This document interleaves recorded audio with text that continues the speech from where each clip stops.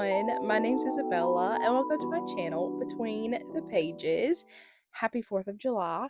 This is a special video outside of my normal upload schedule, but I wanted to do a special video for 4th of July. So here it is, recommending historical books, predominantly from America, although there are 2 books that aren't just America. I'll get into that. Actually more of them are not in America. I did not think about that. Oh well, it'll be okay. um, they're history books. So I try to dress a bit festive. Also, my blankets are festive. This was not purposeful. It's been like this for like a week or two, but we have the navy blue and then the red on top. So try to be as festive as possible. So I have a somewhat not very wide variety, but kind of. I have children's books, more adult ish books, although children could read them if they're on that reading level. Nonfiction, historical fiction, although all of the children's books are kind of historical fiction, and then the adult books are the nonfiction. I'll eventually, maybe next 4th of July, read some historical fiction for adults. I just kind of picked out quickly the ones that I could think of in my personal library. Well, I do own some, but I didn't want to recommend all the books in my personal library. I want to save some for like some videos and stuff. So this is just what we got for now. So if you're not interested in hearing me yap, this is just gonna be a really big yap session for me. If you don't want to hear it, I will write in the description of the video all of the books that I recommend. Although 1 or 2 of these books, especially the more adult oriented ones, will come with a little side note. Like there may be some things that some people aren't comfortable reading. So unless you're just largely unbothered by a lot of things, it's okay to just look in the description. But I like to yap, as y'all know by now, if you have watched more than one of my videos. So let us get into it. I am going to start with the children's books. So the first one is a book I read, I know, in elementary school. Can't remember what age, but it was when I first really became interested in World War II. So this is Behind the Bedroom Wall by Laura E. Williams. This does take place in Germany, but it's about World War II. So I'm keeping it. The back of the book says it is 1942. 13-year-old Corinna Rehme, I don't know how to say that, Rehme, is an active member of her local the Nazi youth group. It starts with a J. I'm gonna be honest, I'm not German. I can't speak German, so I'm not gonna attempt it. um Along with her best friends, she believes that Hitler is helping Germany by dealing with what he calls the Jewish problem. Corinna, however, has a rude awakening when she discovers that her own parents are hiding Jews behind the wall of her bedroom. At first, she believes her parents are traitors, but as she comes to know the Jewish family, her sympathies begin to turn. When someone tips off the Gestapo, loyalties are put to test, and Corinna must decide what she really believes and whom she really trusts. This book had me on the edge of my seat when I read it. It was really good, and it's not too dark for children. On the back, it does say level 3, whatever that means. It's not too terribly dark. Obviously, World War II, the things that happened in Germany are very dark. But aside from that, this book specifically, not gory, it is a children's book. And I really did enjoy it. And I'll probably read it and review it eventually because I do remember really enjoying this book. And yeah, that is Behind the Bedroom Wall. Now, the next book is a book that I got from the book fair. So before I say anything else, I did get this book and read it when I was older than I think the targeted reading group for this book was. So take that into account before listening to what I have to say about it. So this next one is Making Bombs for Hitler by Marsha Forchuk. You know what? I don't even know where to begin. Whatever that name is, but that is the book. I very severely apologize. I should have researched all of these names and how to pronounce them and all of these words, but I did not. So, let me read the back. First of all, there's the name Lida. Not sure how to pronounce it. Lida. I like the sound of Lida better. That's what I'm gonna say. Lida thought she was safe. Her neighbors wearing the yellow star were all taken away, but Lida, whatever, is not Jewish. She'll be fine, won't she? But she cannot escape the horrors of World War II. Lida's parents are ripped away from her, and she is separated from her beloved sister. The Nazis take Lida to a brutal work camp where she and other Ukrainian children are forced into backbreaking labor. When Lida is assigned to make bombs for the German army, she can't stand the thought of helping the enemy. Then she has an idea. What if she sabotages the bombs and the Nazis? Can she do so without getting caught? And if she's freed, will she ever find her sister? Now, when I read this book, I was a bit older, I think, than the targeted group, and it being a children's book, it did have a happy ending. Sorry for the spoiler, but I trust that there's probably not like third graders watching my videos, especially not a video like this. So it does have a happy ending. I, when reading it, felt it was a bit unrealistic. Once again, it is a children's book, and honestly, if I had read this book at the same time, I might have felt the same way. I do believe I read this one way before this, Making Bombs for Hitler. So my personal views on it probably just came because I was at an age where I was wanting more realistic books, and this was targeted towards a younger audience, but I still bought it at the school book fair because I was interested in World War II. So, now the part about the sabotaging the bombs, and they do escape, spoiler, um, and I forget how they're saved. I think they escape and then have to survive a bit, like the whole group. I don't really know. It seemed a bit unrealistic. However, as interested as I am in World War II, I have not read a whole bunch into the work camps, the escapings of them, specifically with children. Like in this book, there were a lot of children being forced to work, and I've never read about that aspect of it specifically.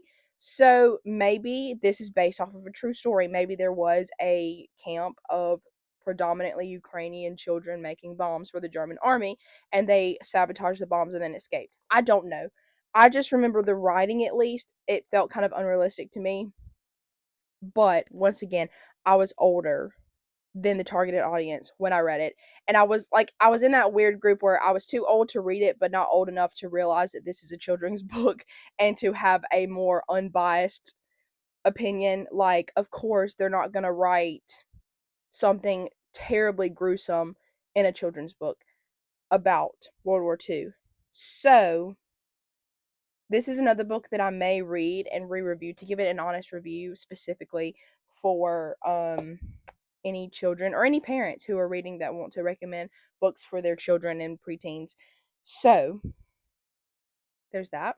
But it was still good enough to make it on this list. So, now this next one is a series, so I'm going to set my mic down just to show y'all the whole series for just a moment. So, this is the Revere series by Rush Limbaugh. So, this series holds a very special place in my heart. My grandfather bought all of these for me. I don't know the order of publication because my grandfather bought me the first 3 one year for Christmas, and then next year, 2 years later, the next 2 had come out, and I asked for them specifically. So he bought those for me. So I don't know the publication order of these books, but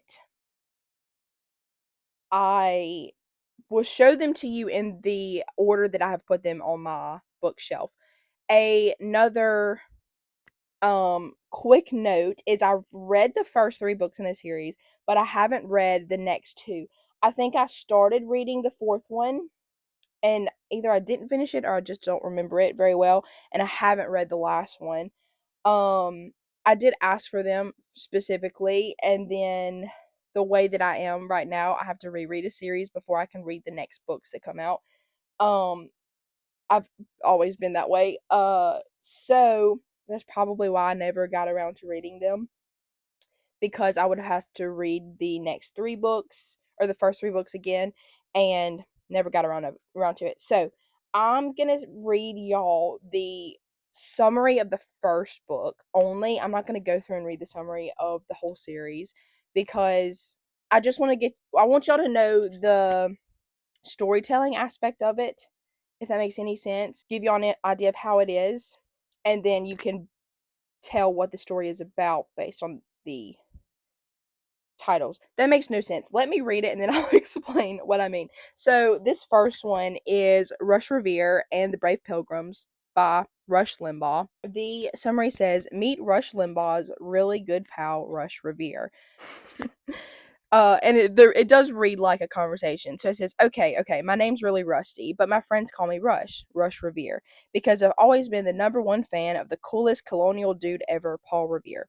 Talk about a rock star. This guy wanted to protect young America so badly he rode through those bumpy, cobblestoney streets shouting, "The British are coming," on a horse, top of his lungs, wind blowing, rain streaming. Well, you get the picture. But what if you could get the real picture by actually going back in time and seeing with your own eyes how our great country came to be, meeting the people who made it all happen, people like you and me. Hold on to your pointy triangle hats, because you can, with me, Rush Revere, seemingly ordinary substitute history teacher, as your tour guide across time. How, you ask? Well, there's this portal and a horse, my talking horse named Liberty, and, well, just trust me, I'll get us there. We'll begin by joining a shipload of brave families journeying on the Mayflower in 1620. Yawn? I don't think so. 1620 was a pretty awesome time, and you'll experience exactly what they did on that rough, dangerous ocean crossing. Together, we'll ask the Pilgrims all our questions, find out how they live, join them at the first Thanksgiving, and much more. So saddle up and let's ride. Our exceptional nation is waiting to be discovered all over again by exceptional young patriots like you. So, oh, this series is bringing back memories. So this is the first book.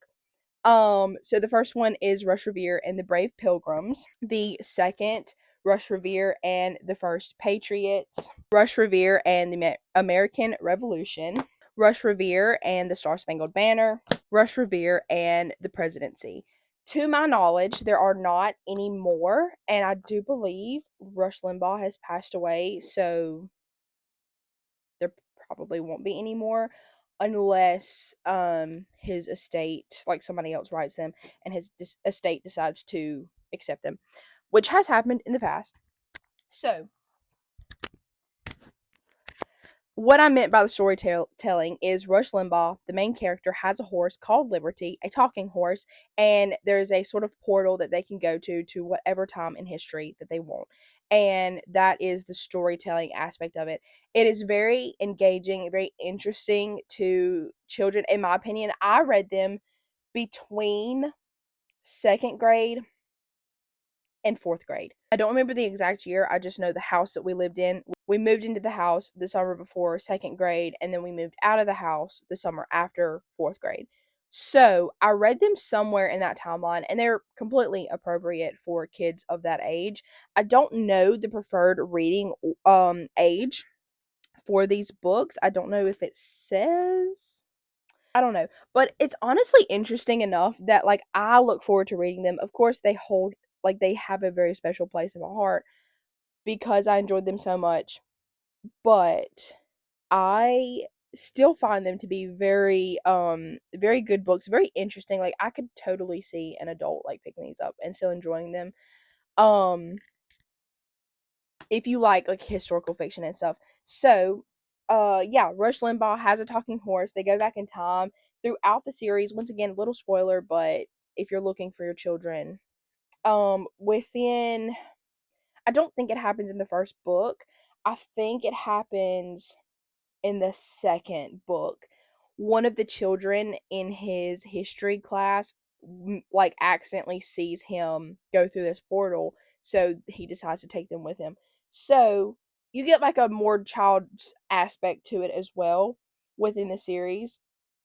This is a series I'm definitely going to read and review because I really want to reread them, and come back to this little world that is created, because I remember loving them so much. Like I could not set them down when I read it.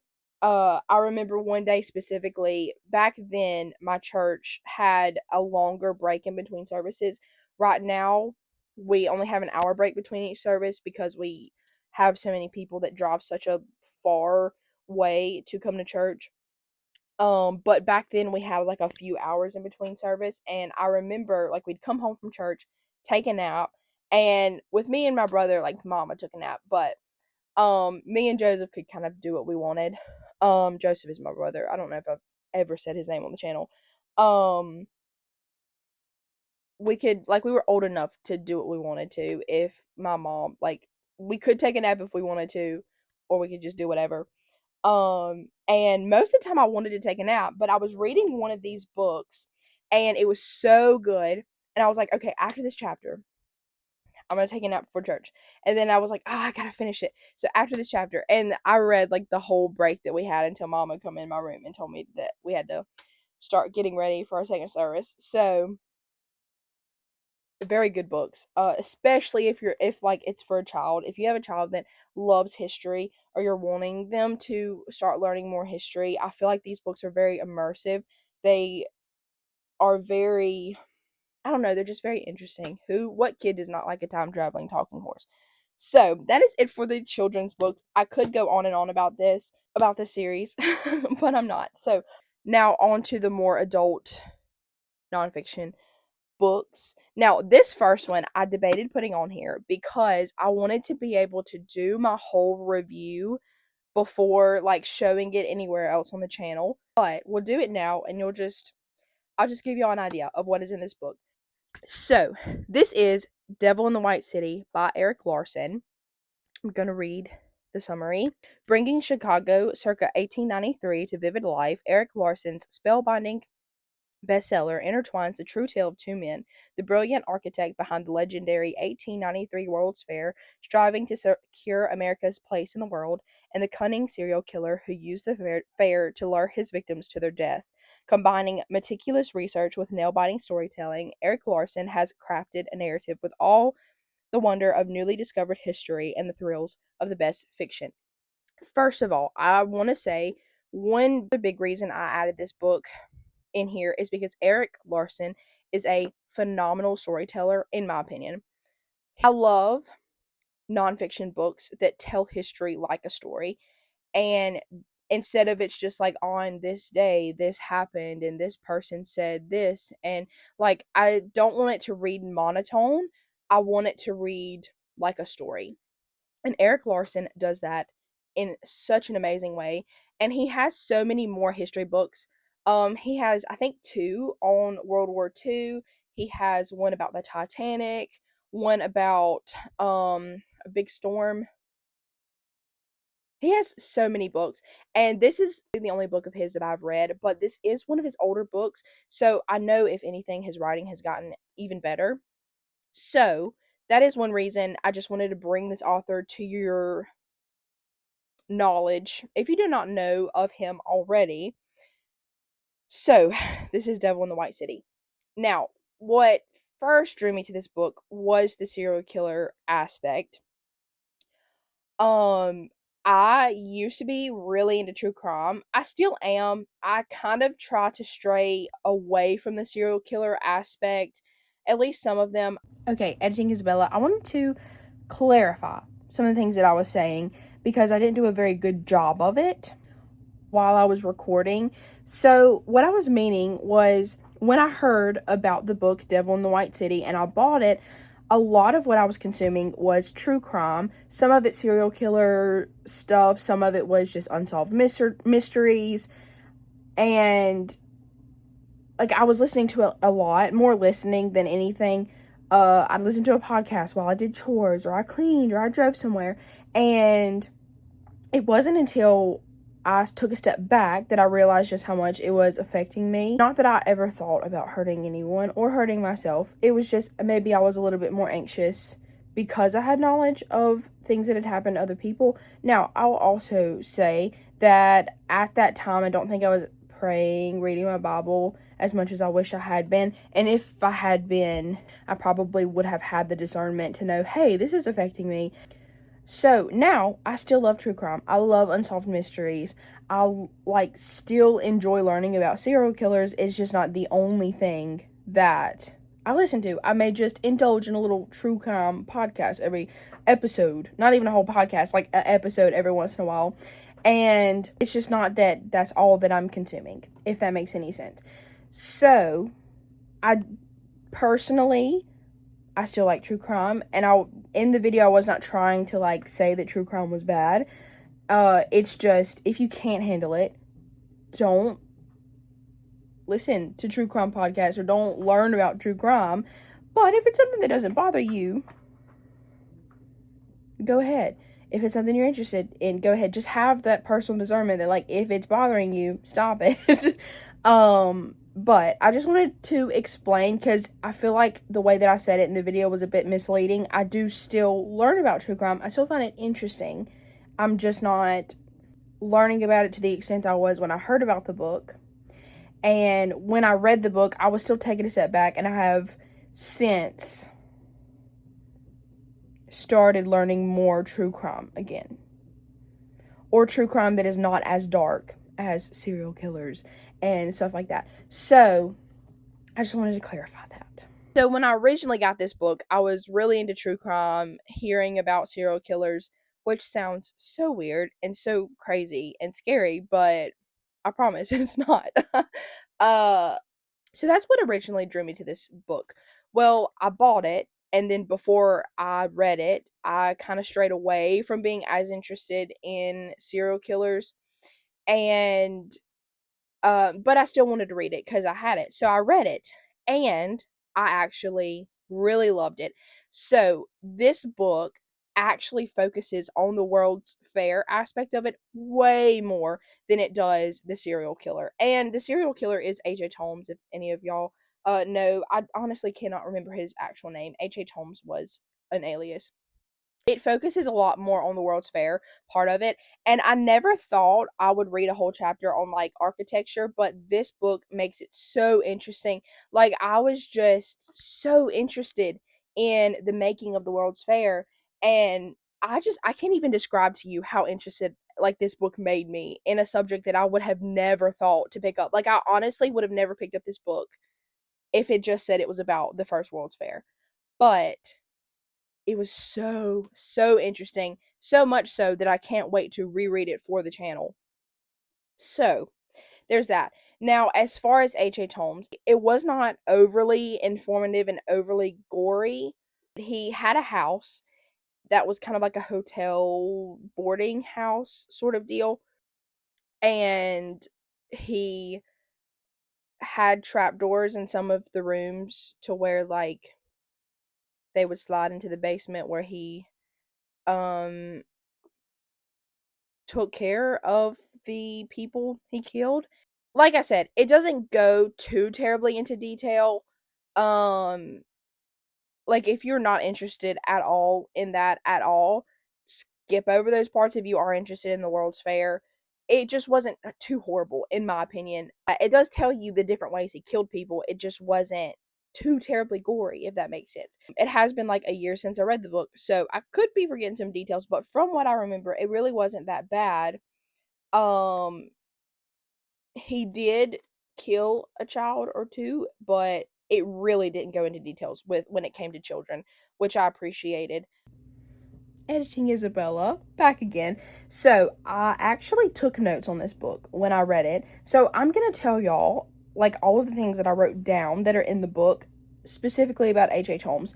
Now, from what I remember, a lot of it was more clinical when it talked about the people he killed. But I wrote down H.H. Holmes was a mass murderer, mass serial killer that targeted women. I'm pretty sure all of his victims were women unless a man just got in his way. It does talk about Jack the Ripper and what he did to the last victim, Mary Kelly. And I did write not too graphic / clinical. I don't remember why it mentioned Jack the Ripper. It does talk about pregnancy outside of marriage, and abortion, which was illegal at the time and looked down on, but it still happened. And it talks about Holmes being a homewrecker, basically. So from what I remember, he like stole another man's wife, and then she was with child, and he insisted on the abortion.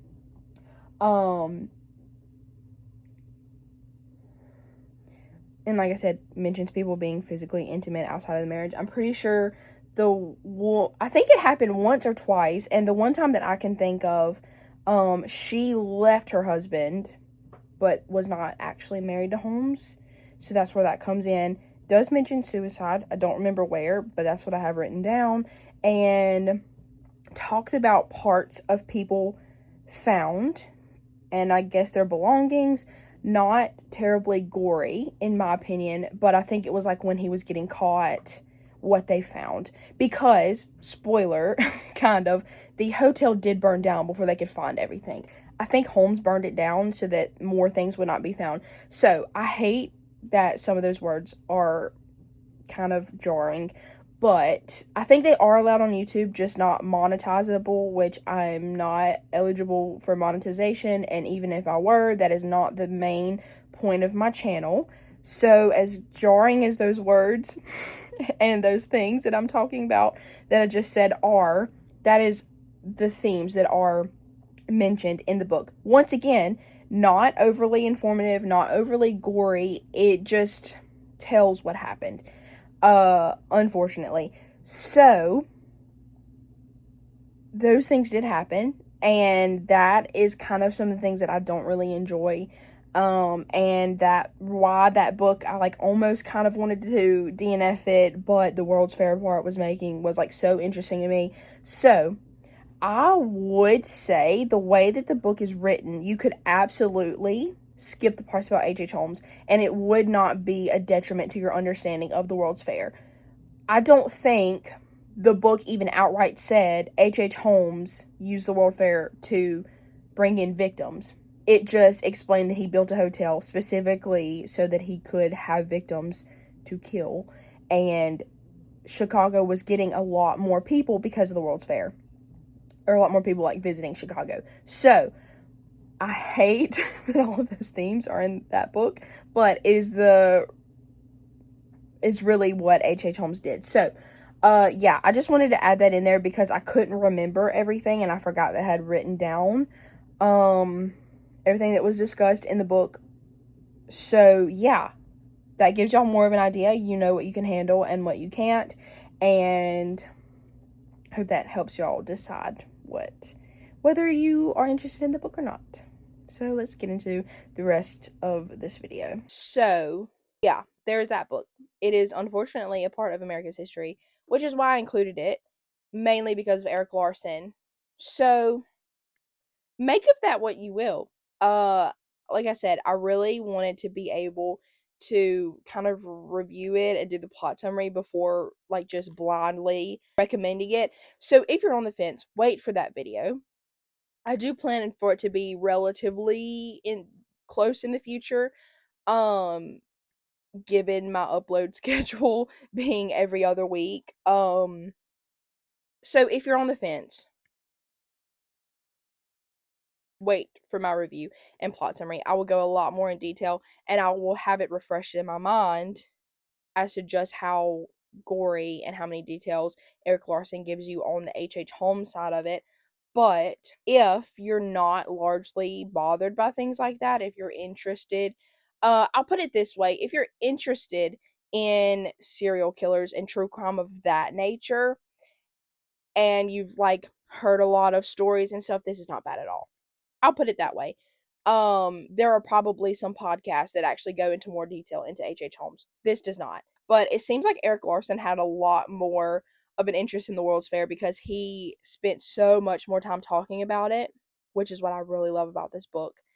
So yeah, there is that. That is Devil in the White City by Erik Larson. I know I talked way too much. about that, but forgive me. Now, this next one is a library book, but I don't believe you can tell where I got it from. It is Bury My Heart at Wounded Knee by D. Brown. The summary says traditional texts glory in our nation's western expansion, the great conquest of the virgin frontier. But how did the original Americans, the Dakota, Nez Perce, Utes, Poncas, Cheyenne, Navajo, Apache, and others, I apologize for butchering at least half of those Native American tribal names, feel about the coming of the white man, the expropriation of their land, the destruction of their way of life. What happened to Geronimo, Chief Joseph, Cochise? I don't know how to say that. Red Cloud, Little Wolf, and Sitting Bull, as their people were killed or driven onto reservations during decades of broken promises, oppression, and war. Bury My Heart at Wounded Knee is a documented account of the systematic plunder of American Indians during the second half of the 19th century, battle by battle, massacre by massacre, broken treaty by broken treaty. Here, for the first time, is their side of the story. We can see their faces, hear their voices as they tried desperately to live in peace and harmony with the white man. With 49 photographs of the great chiefs, their wives, and warriors, with the words of the Indians themselves, culled from testimonies and transcripts and previously unpublished writings, with a straightforward, eloquent, and epic style, Bury My Heart at Wounded Knee represents a unique and disturbing history of the American West from the Indian point of view.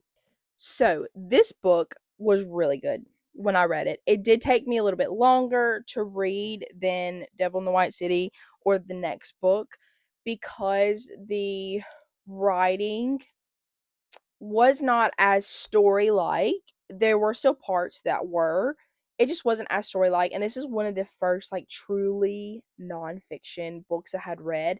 So I was unfortunately out of practice of reading nonfiction, and it was a bit to trudge through. But ultimately, I really did enjoy this book.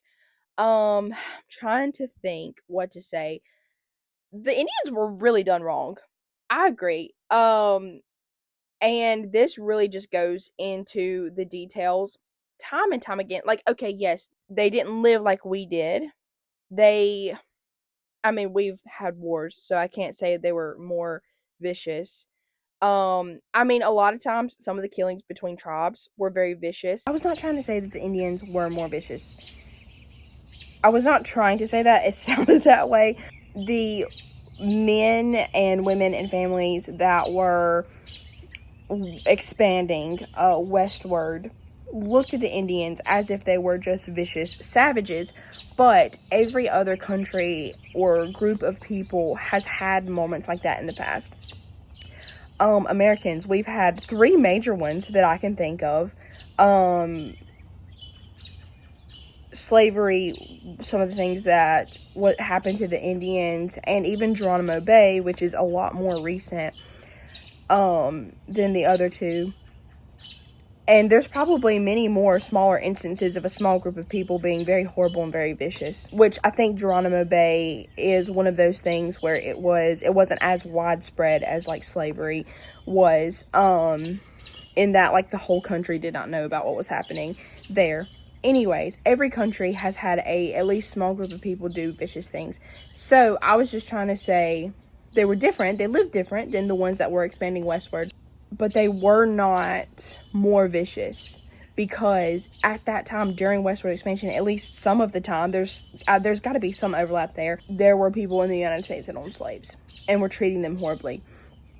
So how do they say, oh, these Indians, they're vicious savages, when the Indians tried to live peacefully with us? And I do get into that later on. Not all, but some of them did try to live peacefully. So how do we look at them as vicious savages when we're also doing vicious things to others? So I was not trying to say the Indians were more vicious than us, because it's not the case.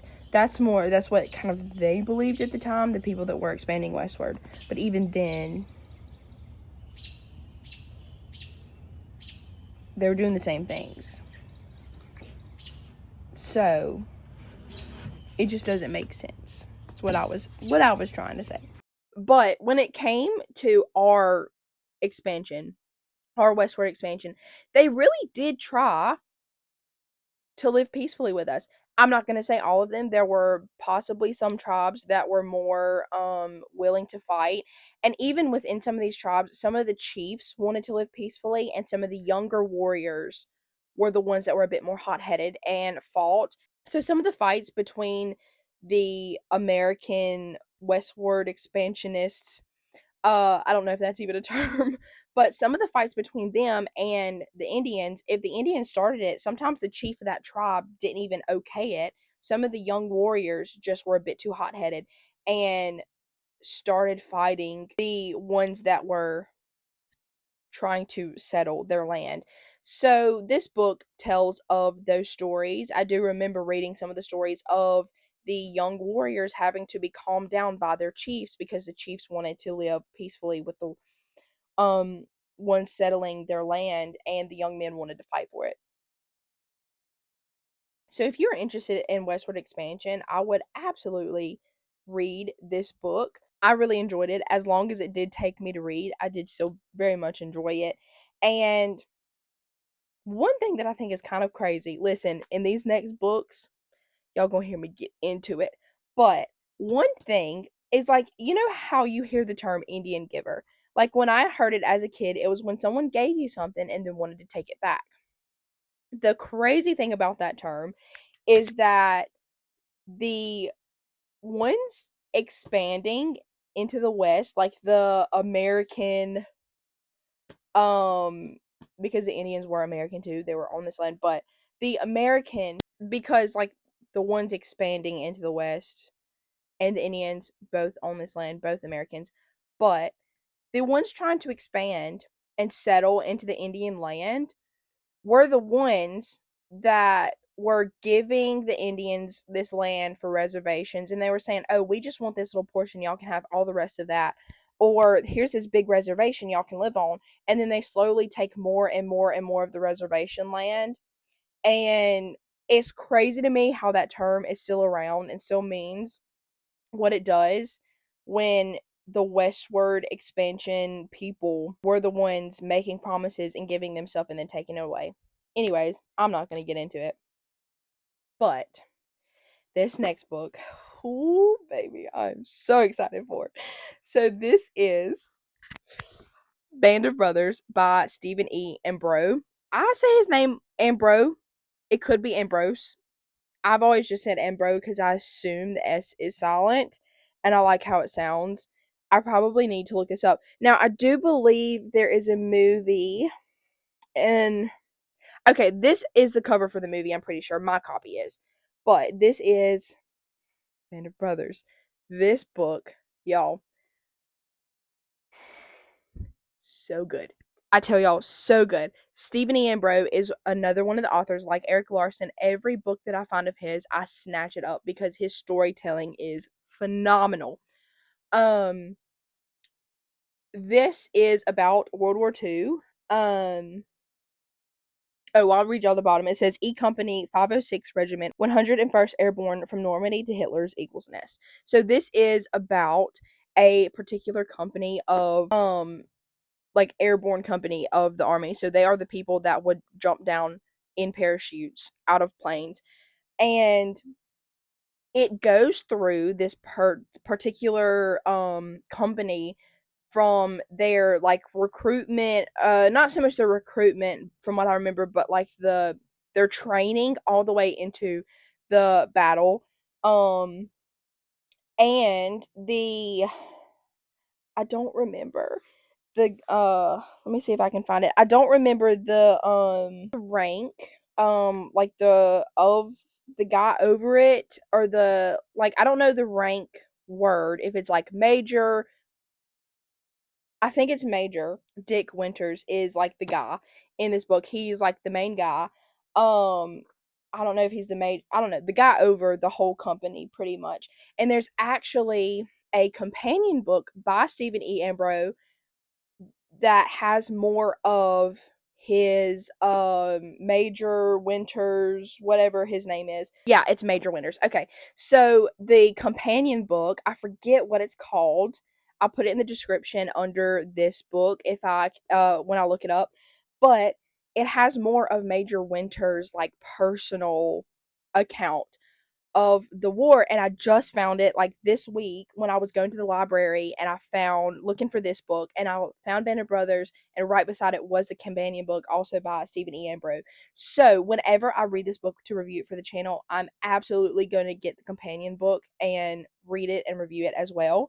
Now this book, amazing storytelling, and it has a lot of firsthand accounts from those in the 101st Airborne Division Company, whatever you call it. It has a lot of firsthand accounts from them, and I just it was so good, and it was such interesting insight into how they lived during the war. Their rigorous training, of course, but also what they lived during all of the skirmishes and the fighting that they went through. One part in this book, which is like I knew about it, I was told about this story by my history teacher. Same with Bury My Heart at Wounded Knee. I actually borrowed the book from him. And also another book later, but this one was recommended like to the whole class by him, and the whole reason I read it was for this one specific area or part. So this particular company, I'm pretty sure it was them. If not, it was at least Major Winners. But this particular company was actually the ones that um liberated one of the big work camps in Germany. I don't know if it was Auschwitz. If not, it was one of the other major ones. And they like witnessed what these people were going through. They saw the survivors of it. By that point, all of the like soldiers that were there, I'm pretty sure had like left. I can't remember for sure, but they liberated the people. They saw the terrible conditions, the dead bodies laying everywhere. It was quite a read, and they actually made the surrounding villagers clean up the mess. They made them dig the graves for those that were found dead in the camp. And it was just very chilling to read. And when reading it, I'm gonna be honest, I was a bit like, yeah, make them clean it up. Like they sat there and watched these people slowly die from hunger and being overworked, and they did nothing about it. And then not too long ago, it actually reminded me of this book. I saw, I think it was a clip from the movie, but it actually happened. And somebody in the video was saying, was it really right to make them clean it up? Because being silent was also survival. So it's a really hard thing to think about because the Nazis were ruthless, and a lot of the country were in a sense brainwashed into believing that the Jewish people were an infestation into their country. At the same time, they're human, and no human should face the things that they faced. And yes, the villagers close to whichever camp it was, um, sat back and watched it. But some of them truly believed that the reason for all of their troubles were these people, and they also couldn't speak out without being sent to a work camp themselves, or being killed, or watching their family killed in front of their eyes. So it's a hard thing to think about. Um, but that is Band of Brothers, and I just realized I did not read the synopsis, so I'm gonna read it now. As good a rifle company as any in the world, Easy Company, 101st Airborne Division, U.S. Army, kept getting the tough assignments, responsible for everything from parachuting into France early D-Day morning to the capture of Hitler's Eagle Nest at gotten? Don't know. In Band of Brothers, Ambrose tells of the men in this brave unit who fought, went hungry, froze, and died, a company that took 150% casualties and considered the Purple Heart a badge of office. Drawing on hours of interviews with survivors, as well as the soldiers' journals and letters, Stephen Ambrose recounts the story, often in the men's own words, of these American heroes. Like I said, this book was amazing to read. I will say there is a bit more cursing in it than I would like, but that is because Stephen E. Ambrose relies so heavily on firsthand accounts that he often quotes those in this company, this division, airborne division, whatever you call it. And because of that, a lot of them cursed, and he was quoting them word for word. So that's why there's a lot more cursing than I personally would like in the book. But I appreciate that he relied so heavily on firsthand accounts, because that is what I love in a book, and that is what I look out for in a book. And I have been yapping for so long about this book, and I could go on. I could go on, but I'm not going to. So that is Band of Brothers by Stephen E. Ambrose. Now, the next one technically does not take place anywhere in America, which that one doesn't either, but it is about American soldiers, so like it's the same. This one has nothing to do with American soldiers. But it is about World War II, and I really wanted to include it. Forgive my copy; it looks rough. This is The Hiding Place by Corrie ten Boom. Um, I'm pretty sure this is a mass market paperback, and the covers, whatever material this is, get very brittle with time, and this is an older copy, so there it is. But The Hiding Place by Corrie ten Boom. This is a quote: I pray that God forgives them. Corrie ten Boom stood naked with her older sister, Betsy, watching a concentration camp matron beating a prisoner. Oh, the poor woman, Corrie cried. Yes, may God forgive her. Betsy replied, and once again, Corrie realized that it was for the souls of the brutal Nazi guards that her sister prayed. Both women had been sent to the camp for helping the Jews. Christ's spirit and words were their guide. It was his persecuted people they tried to save. At the risk of their own lives, it was his strength that sustained them through times of profound horror. Here is a book aglow with the glory of God and the courage of a quiet Christian spinster whose life was transformed by it. A story of Christ's message and the courageous woman who listened and lived to pass it along with joy and triumph. This book made me cry. I'm going to try to not spoil that much. What I do tell you happens within the first few chapters of the book. Corrie ten Boom lived with her sister Betsy, her father, maybe one other person. Her father was a clockmaker, watchmaker. He dealt with clocks. So the bottom part of their house was his shop, and they lived in the top part. And they, upon seeing the persecution of the Jewish people, they decided to try to help as many as possible. So they became a part of a group of people who helped these Jewish people. So they had a secret like wall built in their house to um let whatever Jews that they were hiding in their house at the time escape to, if the Nazi soldiers were ever to go to their house and search it. And they even had drills. There was a particular bell by one of the doors downstairs that, well, it was either a bell, there was some kind of like warning sound, and there was also a sign that could be like changed.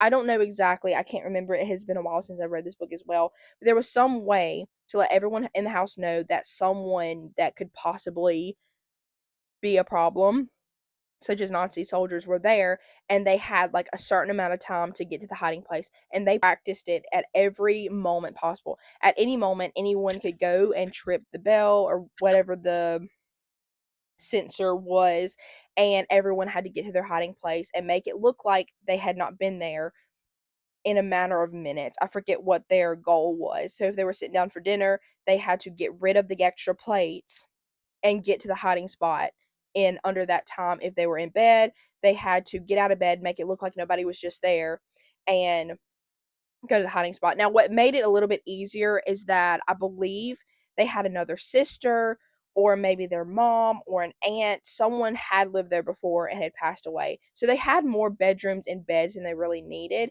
And they also just squeezed people in.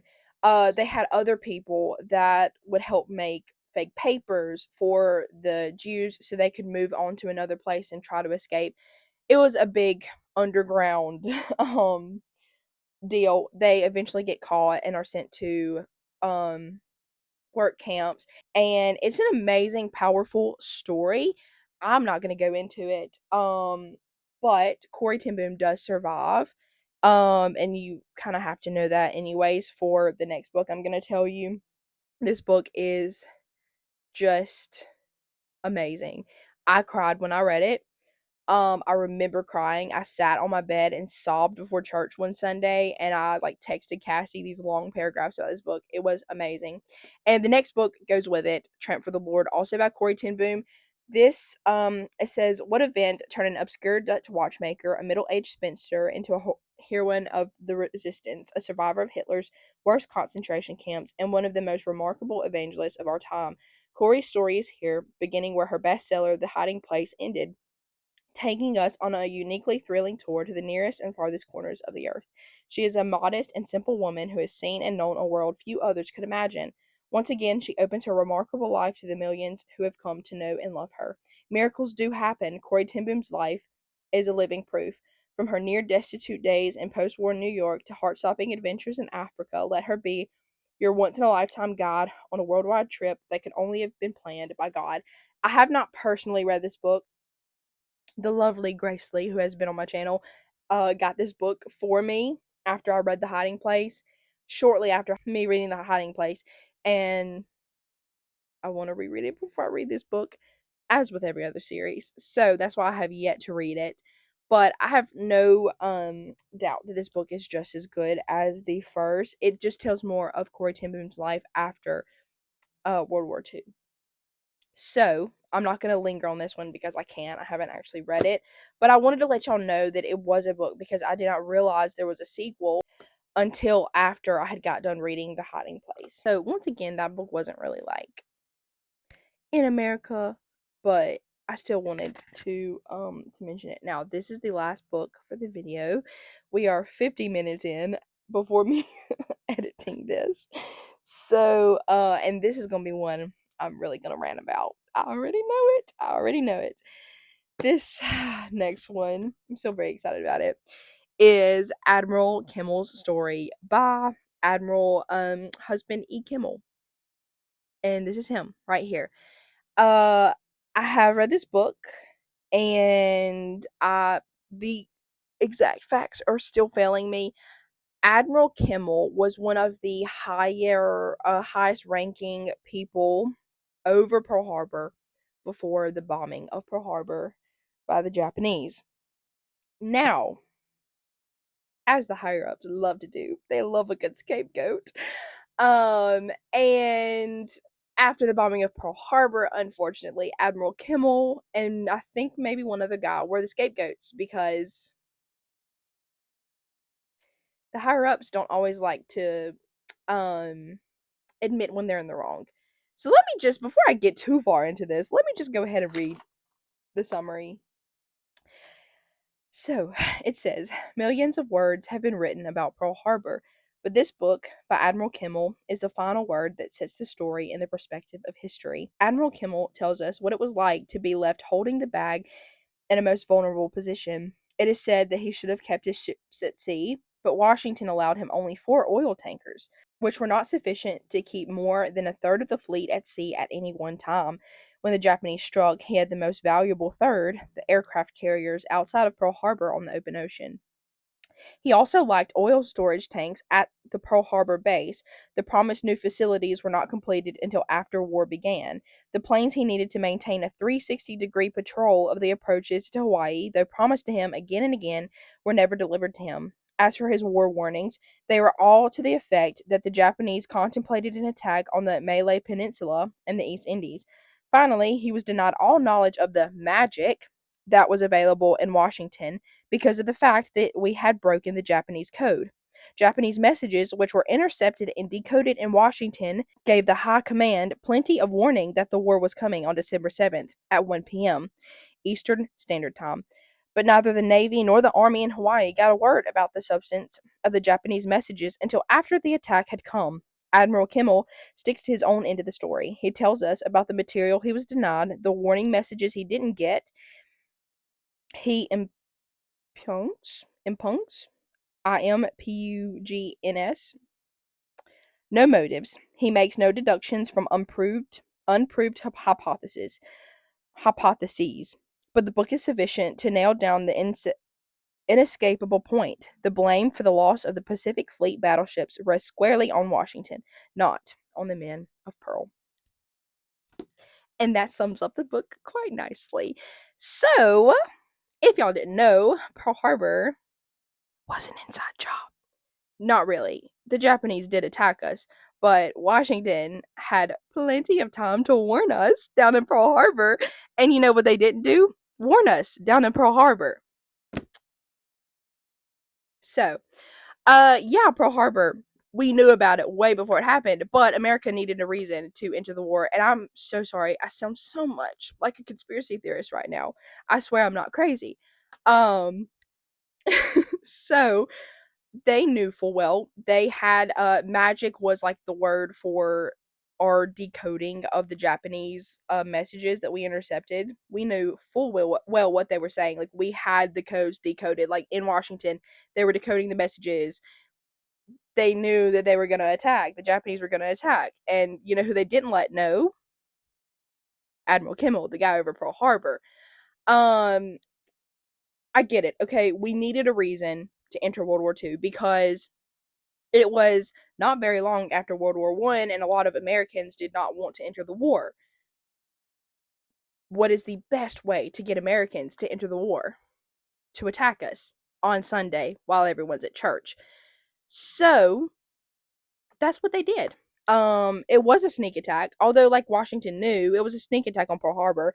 And yeah, I could rant on about this.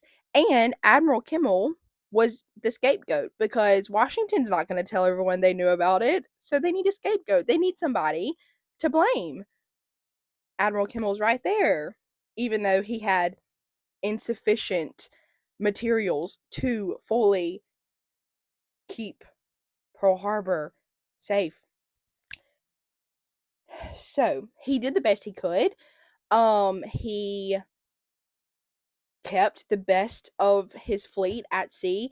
That's why all of the ships were not at Pearl Harbor, because he was keeping the best third of our fleet at sea so that if Japan were to attack, they wouldn't hit our best ships and most needed ships.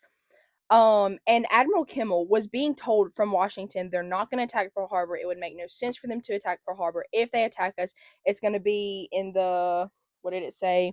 The other area, Malay Peninsula and the Indies. So those were the two areas. That area and Pearl Harbor were the two, like, they're going to attack us. If they attack us, that these two areas are going to be where they attack. And Washington was telling Admiral Kimmel, they're not going to attack Pearl Harbor. It makes no sense. If they do attack us, they're going to attack the Malay Peninsula and East Indies. But Admiral Kimmel was a good admiral, and he kept the battleships to the best of his ability ready for war. He actually, from my remembrance of it, he kept all of the ships like full of oil, whatever, like whatever he needed to keep the ships running. He like filled them up, and they were turned out towards sea, I'm pretty sure. So if they had to leave out towards sea, they could, as quickly as you can get a battleship moving. Now, that ended up kind of being the problem, because once Japan started to attack, they'd hit the ship, and then it would hit the tanks where the fuel was left, and then they blew up. But it was all in like good intentions from Admiral Kimmel. And you know, it just really makes me upset because they stripped Admiral Kimmel of like all of his rank, his medals, threw him out, court-martialed him, everything you can think of, they did to him, knowing that, like, the higher ups in Washington, knowing that they knew this was happening, this was coming. And man, I could go on, and it wasn't even until years later that Admiral Kimmel realized that Washington had his like had the Japanese messages intercepted and decoded before Pearl Harbor even happened. Like, it was like he didn't even know it for years later. Somebody, like, I think, come up to him. It's not in this book specifically, but I think somebody come up to him and was like, "Well, what about magic? Like, why didn't you do this, this, and that?" Because, like, Washington knew what was happening, and he was like, "I'm sorry, what?" They knew it was happening. So, like, Admiral Kimmel spent all of those years thinking that he doomed all of Pearl Harbor to die, and he should have done this, he should have done that, he should have done this instead. Why did he do that? And Washington knew this whole time. Like, imagine spending, I don't know how many years, 10, 20 years, beating yourself up and being hated in the eyes of the general public for something that you couldn't help. For something that could have been helped, you just weren't given the information that was known at the time by the higher ups that you trust, that you work for, that you risk your life for. Anyways, I'm gonna calm down. And there's another little story that is the exact same, also about World War II. Washington was just real corrupt. The story of the U.S.S. Indianapolis. I will get into that. I have I have 2 books on the U.S.S. Indianapolis. It is a particular interest of mine, and I will get into it. But the captain of the U.S.S. Indianapolis, you know what happened to him? He was a scapegoat as well.